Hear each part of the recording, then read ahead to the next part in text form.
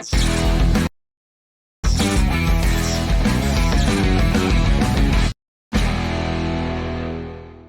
everybody, and welcome to the Cannversation, where we continue to destigmatize conversations around cannabis through the eyes of the sports world.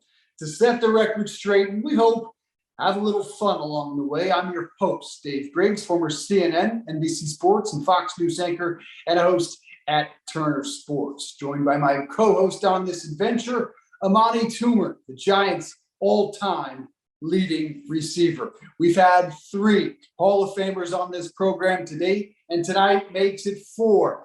As Ricky Williams, the college football Hall of Famer, is with us. He won a Heisman Trophy at Texas. He rushed for 10,000 yards in a stellar NFL career with the Dolphins and the Saints, a career arguably cut short by marijuana. He has since become the most interesting man in cannabis. He's an astrologist. He's a podcaster. He's the owner of Highsman. That is Highsman, not like the trophy. Toom, good to see you. Ricky, great to have you. Start us off with your cannabis story. So it's an interesting story. And, it's funny, depending on the age, like most things, but depending on the age of people, when you talk to them about cannabis, it's different because there's the personal relationship you have with this plant. But then there's everything else that goes on around it. And so, and especially for me, so to separate the two, the experience of being a persona in the cannabis space, starting, back in 2004, before it was popular, has been an adventure all, in and of itself.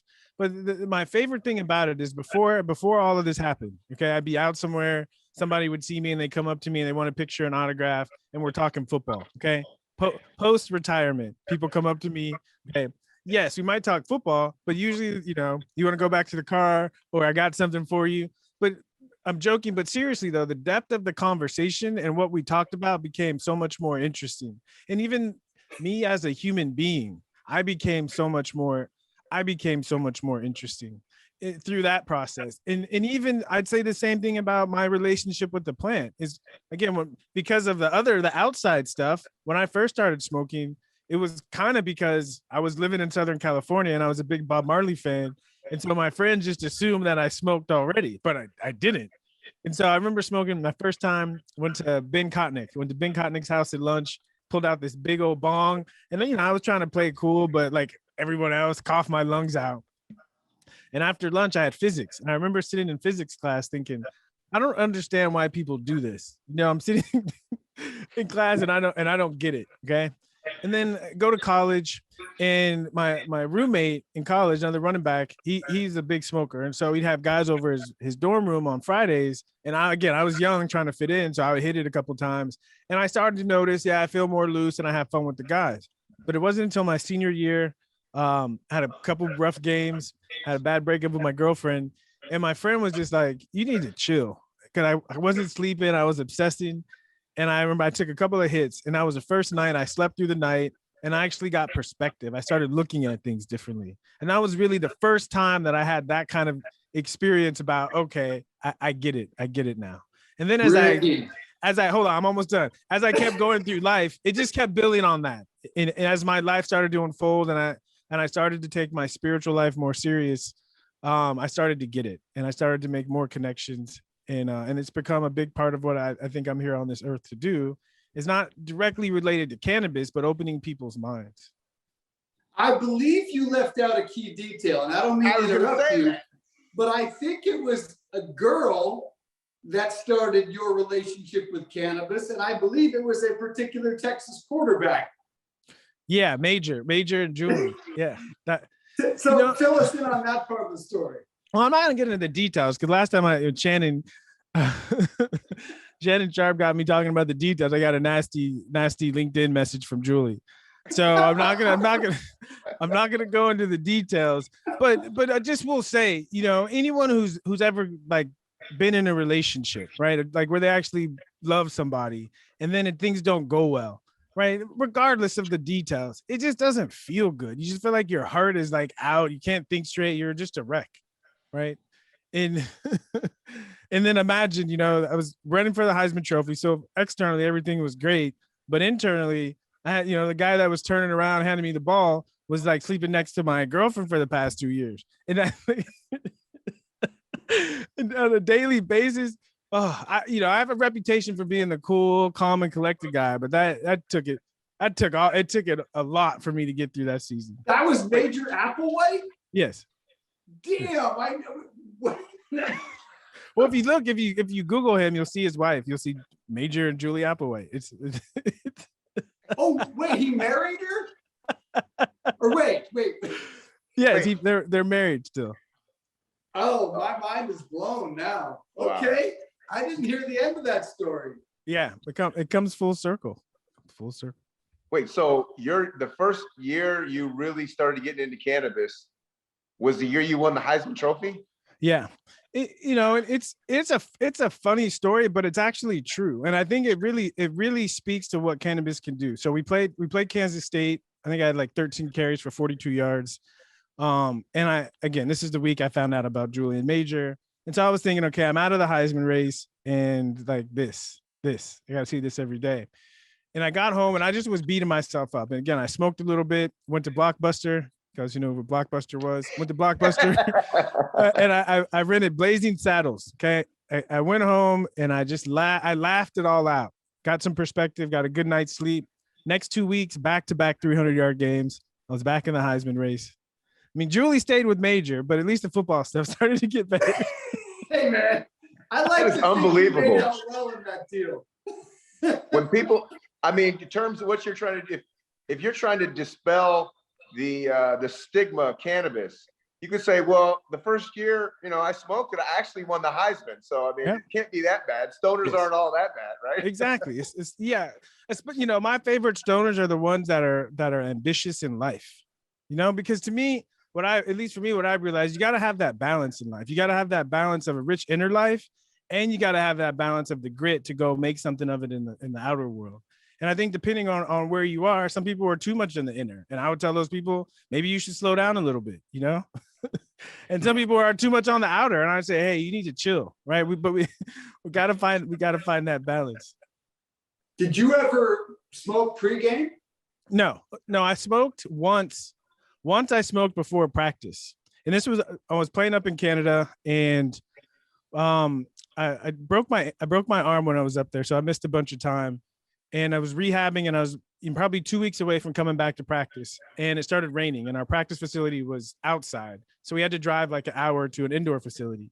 And the guys that I rode with, those were the guys that smoked before practice. And so I was in the car and I was like, well, I'm not playing this week. And so I hit the blunt a couple of times. And I'm telling you, I had the most fun at that practice. I mean, I wasn't playing, but I was recovering from an injury. And I was playing scout team. I remember I was playing scout team tight end, and I was killing those boys. It was just because I just let go of all the tension and the fear about hurting myself, and I just allowed myself to be present. And I had a wonderful time. But for me, cannabis use was more about recovery. It was about you go out and practice or the game and just life. You get beat up, and then that reflection time at night when you're just reviewing your day and looking at, okay, what would I like to do better? How can I look at this differently? Preparing myself to be able to get ready for bed, get back up and do it again. And to me, that was the key, that reflective time to learn to nurture and take care of my inner life, not just only focus on scoring touchdowns and football stuff. Now, Ricky, I had a friend of mine who played, Jesse Palmer, who actually played up in Canada. And he said, every NFL player has to look at Canada and be like, it might be kind of fun. And he told me that it was the most fun he's ever had playing football since high school, because it was just so relaxed and people were really playing it for the love of the game. What was your experience like compared to an NFL team? Yeah, it was like that. I mean, they don't do everything like first class the way that NFL does it, but that's kind of what I loved about it. Like we flew commercial, which was, you can imagine a football team flying commercial. It was fun, and it felt so much like college, because in Canada they have to have a certain number of Canadian players and they have a certain allocation of American players. So most of the American players, we all hung out together. So it was it was fun. And again, people were playing for the love of the game. So it just, I don't know. I really love the experience, but the football side of it, because there's 3 downs and it's really a faster moving game. It really helped evolve my game, because so much of my game in the NFL is 4 yards in a cloud of dust.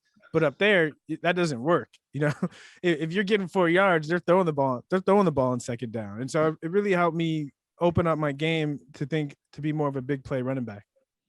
So I'm curious about the impact of cannabis on your career, looking back on it.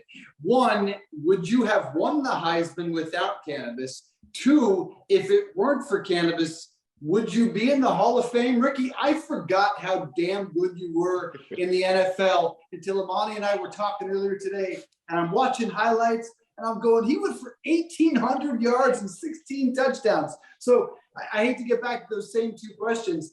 Would you have won the Heisman without it? Would you be in the Hall of Fame if it weren't for cannabis?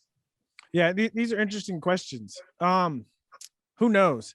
But my best guess is, would I have won the Heisman? But I don't think so. Because and I'm gonna get deep. I'm gonna get deep on this one. Okay. All right, let's do it. Okay.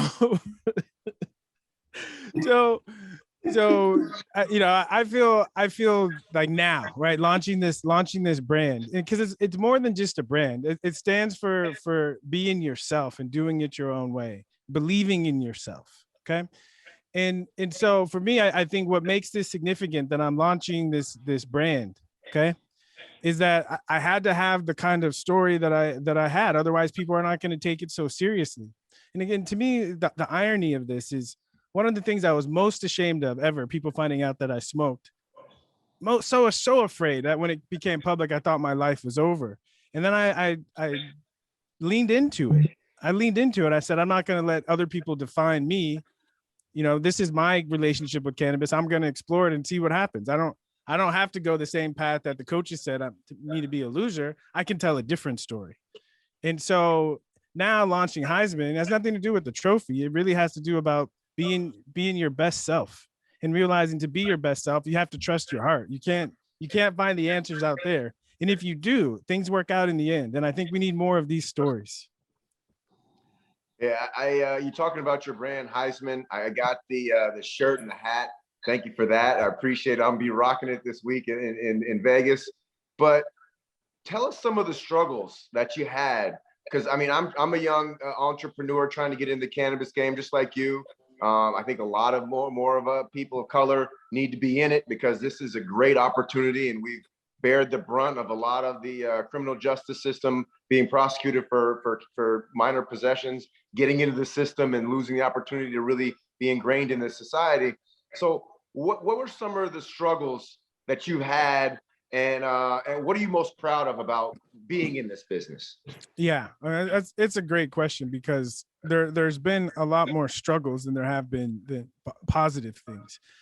Not that struggles aren't positive. And this is my personal experience. You know, for me, growing up, I always consider myself more of an artist, not really a business person. You know, I never saw myself getting into business. And so I just really leaned into the artistic side. But when I realized that there's actually a cannabis industry, I started to become intrigued for the first time about taking an interest in a business venture. And what I realized as I, dip my toe in the water is that I don't know a lot. And so it's been a really steep learning curve of learning how to do business. And I think so much, at least for me, being a football player, is we got paid a lot, but we were the labor. We weren't the decision makers. In football, if you try to give the coach some feedback, like, they look at you like, shut up and dribble.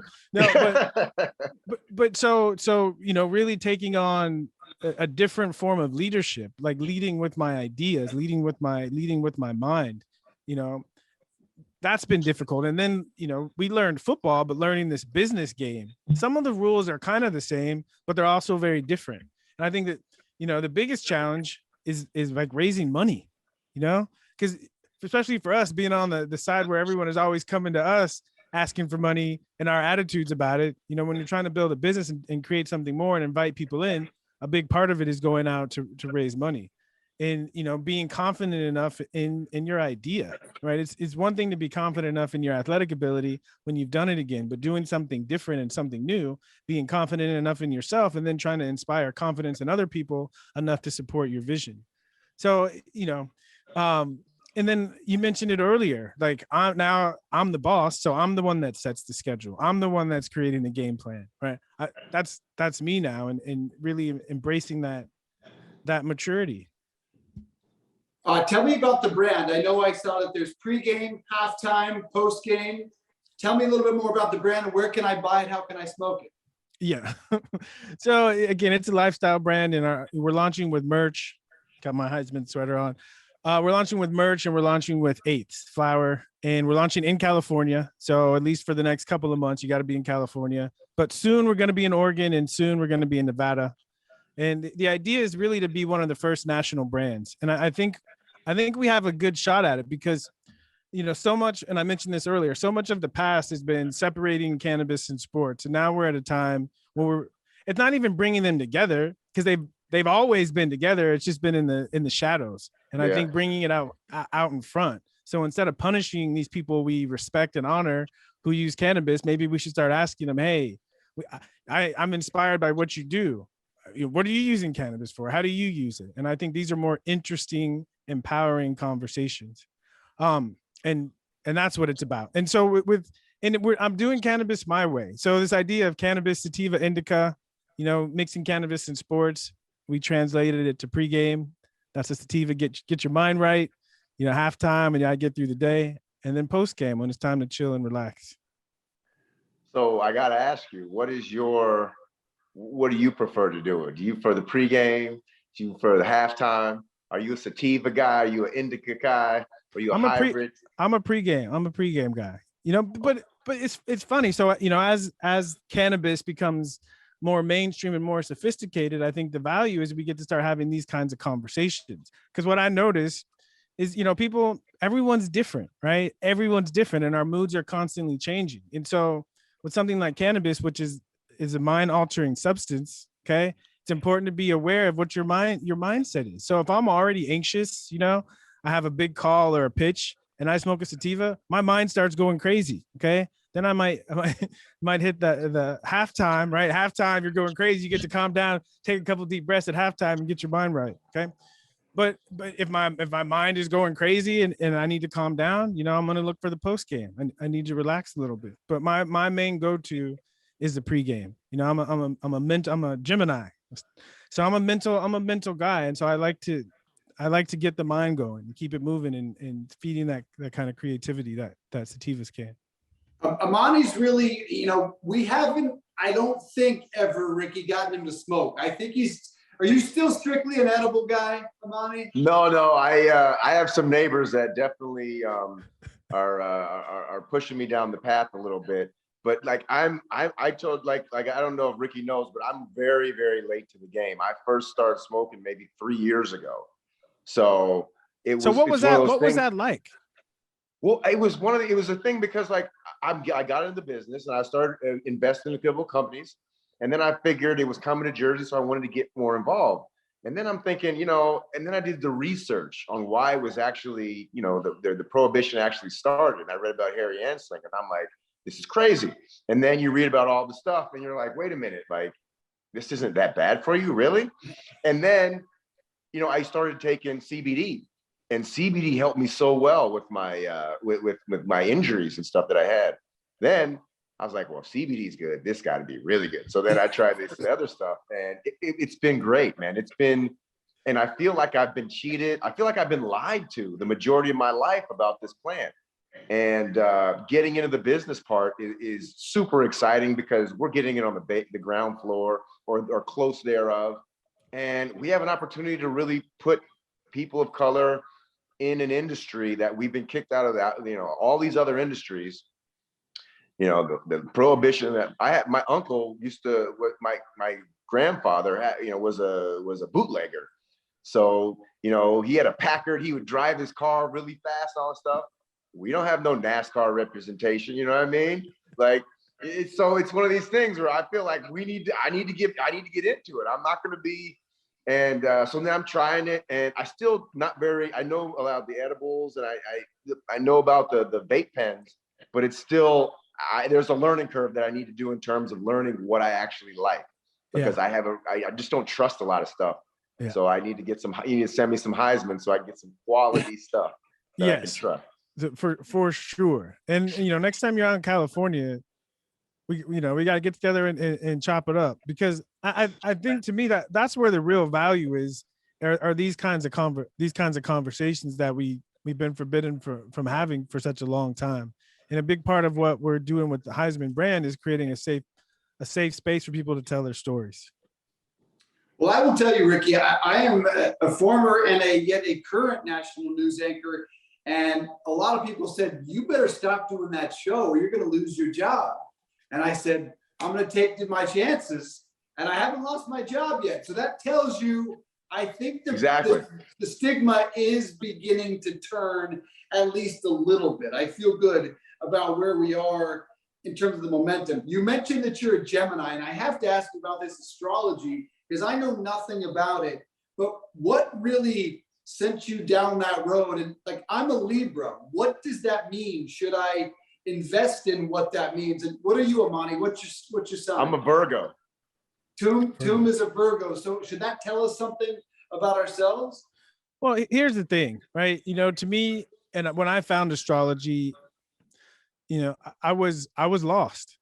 I was lost. And I think whenever we have questions or we're looking for something, we tend to find it. And so, does it have value for you? Maybe not right now, but there's certain times in life where you feel kind of lost or confused. And then that's when astrology has the greatest value, because it gives you perspective. It's the idea of, if you think of just, and it's quite natural, right? When things go wrong in our life, right? Typically we look up. We look up for some kind of help or for some kind of guidance. And I was at a time where I needed help. I found astrology, and it didn't only help me find myself, but more importantly, it's helped me. It's given me a tool to be able to help a lot of other people find themselves. And it's the basic idea. And I love talking about this. A lot of people obviously know who Martin Luther King Jr. was, but a lot of people don't know what his true vision was. And he said it seems like there's two sets of laws. There's God's laws and there's man's laws. And a big thing for MLK was to bring them closer together. And, my modern day interpretation is we all have inner needs, inner wants, inner desires, and we have the external world that we have to deal with. And I think astrology is a great map or a great guide to help you take care of who you are on the inside, so that you can better navigate and manage what's going on in the outer world. So as a Gemini, an example, okay. When someone says they're a Gemini, they're, from an astrology perspective, we're saying when you were born, the sun was in the sign of Gemini. And signs are really related to seasons. So Gemini means the third month of spring, Libra the first month of fall, Virgo the last month of summer. Okay. And one thing's about Libra, just to point out, it's obvious right now, right? Just a couple of weeks ago, we entered Libra season. Okay. At least here in LA. Okay. Started to cool down a little bit. Okay. Started to cool down. Like one of the most peaceful, beautiful times of the year, right? That balance point. And so Libra, the scales, is really about balance. And when I say the scales, Libra is about balance, I'm referring to priorities, right? Priorities. And so if I'm talking to a Libra, what I say is prioritize peace. Prioritize peace. Okay. And on the flip side of that, what if we overly prioritize peace? Okay. Then we become superficial. Right. And so the thing about Libra, right? You're here to master equanimity. Okay. So value finding the middle ground and the balance, and live there, and life will be okay. Cannabis and astrology go hand in hand, don't they, Tim? I'm telling you they do. Because, well, Virgo, a little bit about Virgo. Okay. Virgo's a crafts person, right? The whole idea, if I'm talking to a Virgo, I sum it up like this. Okay. Virgo, the virgin, purity, perfection. Okay. The path towards perfection. All right. So the Virgos have high ideals where I should be, but it's a humble sign. Where am I right now? Virgos are constantly aware of the gap between where I should be and where I am. So the whole Virgo story is, how do you navigate that gap? Okay. The ones that do it well, the crafts person. They find a craft. They find something that they love to work on a daily basis. And it becomes the process of getting better. That's the way for Virgos to live meaningful lives, regardless of what they're doing. If they're doing that, they're going to be fine. Wow. That's very good, because it kind of describes me. I'm a guy who always has, I'm always working on something. I'm always trying to, always. And my brother always makes fun of me because he's like, ceaseless what are you doing effort. now? Ceaseless effort. That's the key. Self-love and ceaseless effort, balancing the two. That's the key for Virgo. Because when you're always aware of what's wrong, when it goes too far, we can beat up on ourselves. But right, we're not good enough. But when you realize it's not about being good enough, it's the process of getting better. Yeah. Ricky, who's the biggest name you've ever smoked with? Biggest name, I'd probably say in the cannabis space, Willie Nelson. Willie Nelson. What was that like? It was it was tricky because, for a large part of my career in the NFL, I was in the NFL's drug program, which meant I was being tested anywhere from 4 to 9 times a month. And so I had to be strategic.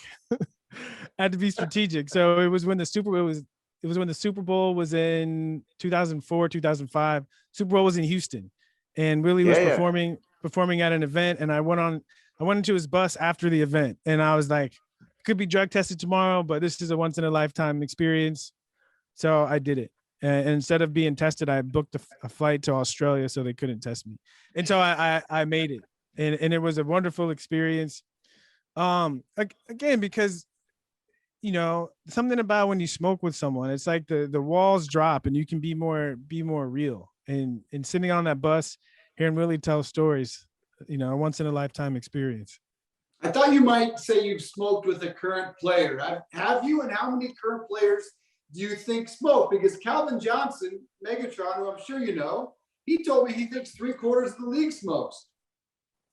I think right now it might even be a little bit more. It's funny. So older players, my age and even younger. I was talking to Reggie Bush a couple of weeks ago, and it's a common story that because we had so much on the line, a lot of guys weren't trying to risk getting in trouble. So people said, "I'll just put it away until I'm done." And so many athletes, basketball players, football players I meet, they're like, man, I feel like I was lied to. I wish I would have found this earlier. It could have helped me play longer and have a higher quality of a career. And it's fascinating to me. And so, I think there's something to this. And I think part of it is the evolving way that players are thinking about taking care of themselves. They're thinking more holistically and realizing, especially where there's not so much punishment, that cannabis might be a more humane solution than NSAIDs and Vicodin. Speaking of Vicodin, I remember my rookie year that really scared me off of Vicodin and all those things because, I blew out my knee and I'm sitting there on the table. I've told Dave this story before, and I just remember all these guys that wouldn't even talk to me because back in the day, they didn't talk to rookies. Like rookies weren't celebrated. They were like, you shut up, rookie, and we're not gonna talk to you. And I'm sitting there and guys that wouldn't talk to me for months, all of a sudden, after I blew up my knee, were asking me for Vicodin and asking me, what are you gonna do with those extra Vikes? And I'm like, what? From then on, I was like, I'm just gonna have to grin and bear some of this stuff. And all the ibuprofen that they would give us. And so I really get upset too, because like, if I could have found cannabis back then, I probably could have saved my liver. I could have saved, I don't think I have any problems now, but who knows what's going to happen in the future. And did you ever have any experience with opioids and Vicodin and all that stuff? I had little experiences. And like you said, the big issue with opioids is when you have surgery, because you need something at least for a week to take the edge off. But for me, it was more the ibuprofen, the NSAIDs. When I was in college, I had an ulcer from popping 8. Really? I was taking a bunch of Advil because, when you go see the team doctor, regardless of what's going on, they tell you exactly the same thing. We'll talk to the coach about taking it easy and take these, no matter what, that's what they say. And it's funny. I was sitting in the training room one day, similar experience to yours. And I was just watching guys come in one by one, getting their Toradol shot. I was thinking, wow, if we're doing this on a daily basis just to practice, what is this going to do over a 10-year career? And I just, in my mind, I started reorienting myself to say, I need to try to just grin and bear it or find alternative ways to take care of myself. Wow. For practice. Practice. Was that at Texas? That was in Miami. In Miami. But, I get it. Like I try to tell people, especially when I first got into the league, that Indocin or the Toradol, when you take it the night before, when you remember to take it the night before, you feel like you're 15 years old on the football field. You feel great out there. But when you forget to take it, you feel like you're 85. So so I get it. I get it. But we just need to create more options for players and taking care of themselves. Do you think the league will get there to the point that they're encouraging cannabis use? How far are we away from that? Yeah, I think we're a couple of years away. And I think it's really about the athletes speaking up more, and I think as athletes speak up more, we see public opinion starting to respond. And right now, I think in our country, over 60% of people favor legalization. So the tide in public opinion for most of the country has definitely shifted, and I think the NFL has a choice to make. Are they going to wait until it shifts? Or are they going to get ahead of this thing? And typically my guess is as they see more and more dollars come into the cannabis industry, it's probably going to get their attention. Just like with gambling, they were anti-gambling and they have now eagerly embraced it. And it's now an official partner. Don't we need somebody like Patty Mahomes just come out and say, I smoke pot? Because I'm not confirming that. But of course he does. Of course he does. Of course, like to me, and maybe I'm being hyperbolic here, but in this day and age, why wouldn't you? Absolutely. So you agree? There are some high-profile players in the league that smoke. How would that help if they came out and said that? Of course it would help. It would help more than when I came out, because when I came out, public opinion wasn't for it. But now there's so much public, and we saw it with the Sha'Carri Richardson. That situation, right? At a chance, probably good chance she would have won the gold, but because she failed the test, it didn't go down. And all the people that stood up and said, this is crazy, like if athletes were willing to, take that on right now, it would pay them. It would pay off, not just monetarily, but I think people would respect them more. And it's the future. I think it's going to definitely replace alcohol. If you see someone who drinks too much and you see someone who smokes too much, it's easy to eat. That's the great test right there. Another great test is when I talk to police officers, and they always say, hey, when a guy on cannabis has never hurt any of my officers, but alcoholics and people who are drunk, who have done too much alcohol, they fight my officers and they hurt them. So most of the people that are, that are enforcing these laws know the difference between the two substances. Here's the crazy thing. The truth is, for a lot of people, more than would claim, know the differences. And the issue is they pretend that they don't. I think that if everyone that actually consumes cannabis actually told the truth about it, the stigma would disappear so fast. Yeah. I remember the first dispensary I ever been to, because I was, I went there and I'm like, what is this going to be like?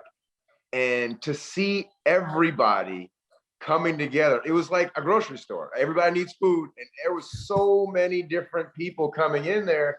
And I'm like, this is crazy. I honestly did not know how many people actually partook until you go to a dispensary and just sit there and watch the different types of people go in. And it's really a point where, all socioeconomic classes, all races, all religion, everybody's in there and with some representation. So it just, anything that can bring people together, I'm all for, and to bring people together and to, have a medicinal effect and help. To me, it's a no-brainer. And I just hope that, we can find a way to do our part and make this thing mainstream and it will really help society, I feel. Yeah, it's so cool that we can have this conversation, that we can say these things and look at each other and take each other seriously, and I think that's the real measuring stick. So just even a couple of years ago, people talking about positive effects of cannabis, people just would look at you sideways like, what are you talking about? I don't know. This is just great. I mean, it's, and I think bigger than the actual plan is what you mentioned. There's certain times in life where we realize that we were lied to, we were lied to, and it's that one thing. But often it opens our minds to where else have they lied to me? And I think Exactly. that's a valuable experience in life. Yeah. I know you're about out of time, but the lies are still being told. What about the stigma bothers you most? Is it that lazy ass guy in the Cheetos? Is it the gateway drug? What is the most harmful? What bothers you the most? To me, the stigma, there's the stigma on cannabis, and that doesn't bother me. To me, the bigger stigma, and I think it's cultural, is the stigma against altered states of consciousness. And as I went on my studies, I studied a lot of indigenous healing systems, and pretty much all of them across the board agreed in some sense that you don't progress in life and you don't heal if you can't enter an altered state of consciousness. You can't. And and so I think that's something that we don't talk about, right? It's like shadow the alcohol or the opioid problem in our country or the Prozac, whatever. Everybody's on something, okay? And we've demonized it for so long instead of asking, what is the value of altered states of consciousness? And how can we utilize them to increase the quality of our lives? And I think that's the stigma that bothers me, is that there's nothing positive that comes from being high. And I'm saying, even if you just think of it logically, what is the opposite of high? It's low. And if someone asks me, would you rather be high or low? I'm sorry. I'm saying high most of the time. And that's the other thing about Highsman, is I'm trying to change the stigmas. And it was like this in the 70s. If you talk to people that are 60 and older about smoking, a lot of them have positive stories. Okay. And that's how it used to be. It used to be a term of endearment to say, wow, she's so stoned or psychedelic. That used to be a positive thing. Okay. And I'm a born again hippie, but I think we need a little bit of that. You are indeed, man. All right. So the podcast is Curious Questions with Ricky Williams. Do you have any curious questions for us? We've asked them all of you. Curious questions. I do have a question, because this is something that for the most part, all of us have to deal with as we enter into the cannabis space. Okay. How do you think about, how do you understand your old views about cannabis and reconcile them with what you're doing now? Okay, I'll go first, because I thought about that in regard to you. I am a newscaster. I was a sportscaster before that, and I remember judging you on television. I remember saying that guy is throwing away his fucking career because of weed and thinking less of you. And now here I am. I have the utmost respect for what you did, but even more so for what you're doing now. How I reconcile it is, man, I hit rock bottom, Ricky. I mean, I lost a job right before COVID. I was in a ball in a dark room crying, anxiety. I have back pain. And the one thing that I've always found in these last year and a half, 2 years, is that it's not necessarily about being high for me, but it is about taking out the lows and managing the lows. Don't get me wrong, I enjoy being high, but managing the lows is what's been so important for me. I feel like a jackass, though, that I was one of the guys judging you at the end of your football career, but I'm glad I've at least come full circle. Well, I mean, but even me, I was judging the stoners in high school. I mean, that's what I'm saying. We because we were most of us were trained that this is bad. Part of the process is how do we reconcile the old view? And again, this is just a great exercise, because the truth is, in life, we think certain things and then we get new information. And if you want to be happy and keep growing, you got to learn to discard the old stuff and move towards the new stuff. How about you, Monty? How do you reconcile it? Well, I grew up in Berkeley, California, so most people smoke weed around me, and it was not a big deal. I remember getting offered weed in the 3rd grade, and I just didn't know what it was, so I said no. And it was just one of those things. Like I just didn't know what it was, and I never really judged people who smoked weed that much. I mean, I've seen a lot of stoners, but I just kind of said that's their thing and kept it like that. But I was very curious about cannabis when Ricky, because Ricky had, he had, in the football world, you'd say he had like the world by the balls. And for, the fact that he was still wanted, and most NFL players just want to be wanted enough to play another season, to play another year, and for him to just walk away, and you almost had a admiration, because everybody wants to stay in the league. I don't know if they want to stay in the league because of, because they absolutely, can't live without football.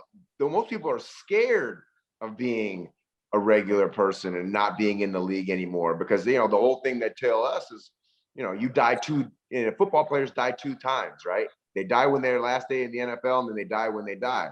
And so that's the kind of thing that goes through your mind as years start clicking on.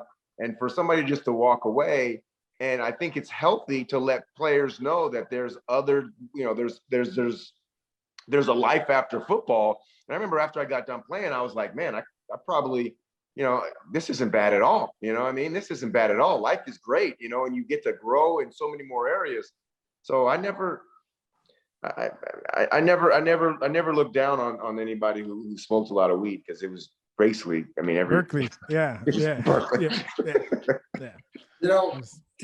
We talked to Tiki last week, Ricky, and there's some symbiosis there between you and Tiki, and where you walked away from the game. I think both of you were still near the top of your game, and probably both could have, you both still should be in the Hall of Fame, but you walked away at similar times, albeit for different reasons. Well, there is a pregame, there is halftime, there is postgame. We've appreciated this conversation, Ricky. Hopefully we can smoke and do it in person, maybe in Vegas or maybe in California. It is Highsman.co. You can get it in California. Soon in Oregon, soon in Nevada.